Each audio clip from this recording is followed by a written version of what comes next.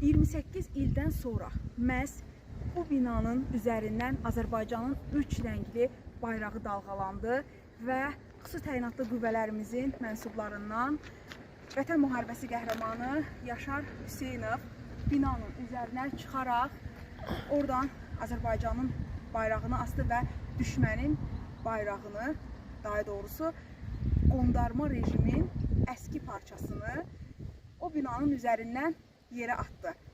Və Şuşada həm də həmin gün ilk dəfə Yaşar Hüseynov tərəfindən azan verildi. Bir növ Şuşanın ruhunu işğalçılardan təmizləmək üçün, Şuşaya yenidən bizim nəfəsimizin qayıtması üçün və Şuşanın azad olunması bizə asanlıqla başa gəlməyib. Bu yolda bizim Xəyyam Əzizov kimi balalarımız şəhadətə yüksəlib. Mən Xəyyamın timsalında burada şəhid olan oğullarımızı xatırlatmaq istəyirəm, onları xatırlamaq istəyirəm və onların qarşısında baş əyirəm. Onların sayəsində biz bugün bu torpaqlara gəlirik, onların sayəsində biz bugün Şuşanı geri qaytarmışıq və Şuşada qürurla addımlayırıq.